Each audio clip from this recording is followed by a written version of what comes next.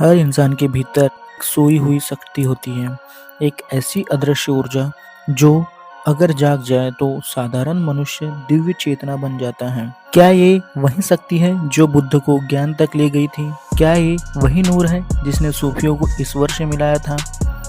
या वही ऊर्जा है जिसने जैन मुनियों को कैवल्य तक पहुंचाया? तो हम इस वीडियो में यही जानेंगे। तो मेरा नाम है शैलेश और मैं आपका स्वागत करता हूं आपके अपने इस यूट्यूब चैनल शैलेश एक्सप्लोर में, जिसमें आपको हर दिन मिलता है एक नया फैक्ट। तो हमारा चैनल सब्सक्राइब जरूर करें। तो चलो अब शुरू करते हैं कुंडलिनी के रहस्य। अधिकतर लोग सोचते हैं कि कुंडलिनी एक शक्तिशाली ऊर्जा है जैसे बिजली या प्रकाश, पर शास्त्रों के अनुसार कुंडलिनी केवल शक्ति नहीं, यह चेतन शक्ति है। त्रिपुरा रहस्य और शिव संहिता में कहा गया है कि कुंडलिनी शिव का ही स्वरूप है जो शक्ति के रूप में निहित है। इसका मतलब यह ऊर्जा सोच सकती है, समझ सकती है और दिशा तय कर सकती है। जब तुम साधना करते हो, कुंडलिनी खुद जानती है कि तुम्हारे कौन से चक्र शुद्ध नहीं हैं।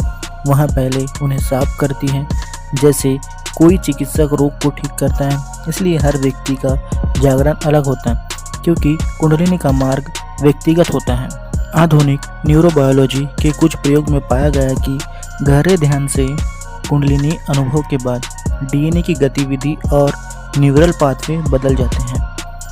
डॉक्टर जो डिस्पेंजा के प्रयोग से ध्यान के दौरान पीनियल ग्लैंड में डीएमटी लाइक मॉलिक्यूल्स सक्रिय होते हैं। डीएमटी लाइक मॉलिक्यूल्स यहाँ डीएमटी के स्तर 3 अवस्थाओं में सबसे अधिक बढ़ते हैं। पहला, जन्म के, दूसरा ध्यान या ध्यानस्थ अवस्था में, तीसरा मृत्यु या मृत्यु के समीप अनुभव में। जन्म के समय जब आत्मा शरीर में प्रवेश करती है तब डीएमटी का स्राव होता है। दूसरा, अगर हम गहरी ध्यान में हैं तब हमारी चेतना अधिक ऊंचाई पर होती है, तब यह स्राव होता है। तीसरा, जब आत्मा शरीर से अलग होती है तब डीएमटी का स्राव होता है।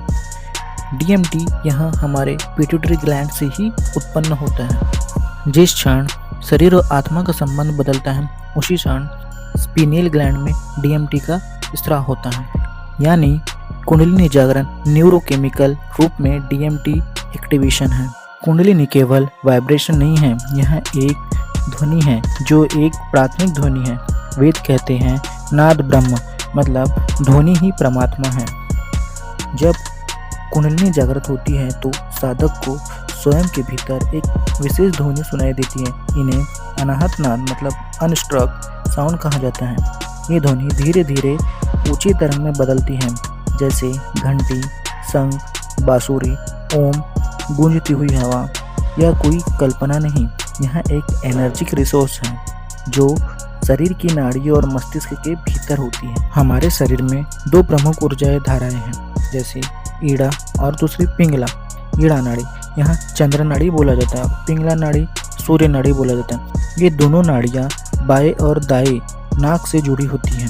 अगर ध्यान से देखो तो तुम्हारा एक नाक हमेशा थोड़ा अधिक सक्रिय रहता है। यहाँ ईड़ा पिंगला प्रभाव होता है।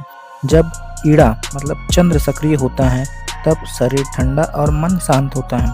वही पिंगला सूर्य सक्रिय होता है तो शरीर गर्म और मन सक्रिय रहता है। कुंडलिनी तभी जागती है जब दोनों का संतुलन होता है और सुषुम्ना नाड़ी मतलब मध्य मार्ग खुलता है।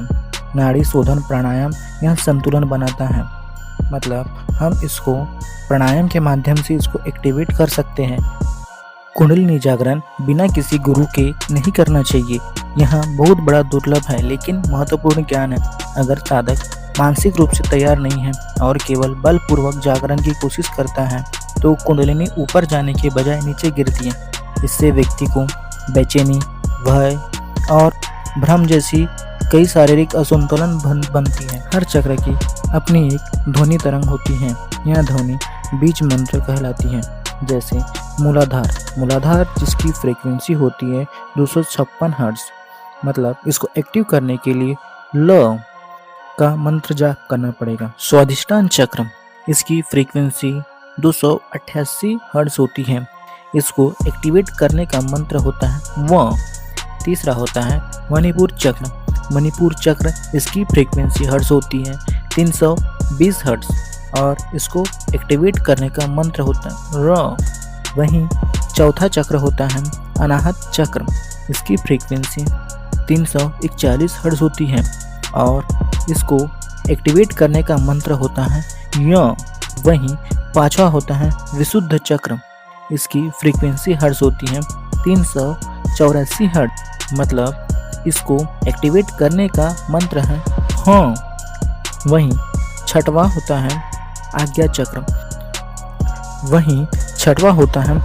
चक्र, इसकी फ्रीक्वेंसी हर्ट्ज होती है 426 हर्ट्ज और इसको एक्टिवेट करने का मंत्र है ओम। सातवां सहस्त्रार चक्र होता है, मतलब इसको एक्टिवेट करने के लिए सिर्फ शांत रहना होता है और इसकी फ्रीक्वेंसी अभी तक किसी ने काउंट नहीं कर सका, मतलब ये इन्फिनिटी होती है। जब इन मंत्रों का जाप किया जाता है तो शरीर उसी फ्रीक्वेंसी पर कंपन करने लगती है, जिससे ऊर्जा का प्रवाह ऊपर बढ़ता है। अगर आपकी कुंडलिनी जागृत हो जाती है तो आपको आपकी सभी इच्छाएं मिट जाती हैं, केवल मौन और आनंद ही शेष रहता है। शिव संहिता कहती है जब कुंडलिनी सहस्त्रार में प्रवेश करती है तब साधक काल, कर्म और मरण से परे हो जाता है। बौद्ध धर्म, इस्लाम धर्म और जैन धर्म में कुंडलिनी योगिक केवल योगिक शक्ति नहीं, यह हर धर्म में चेतना के अलग जागरण का प्रतीक है।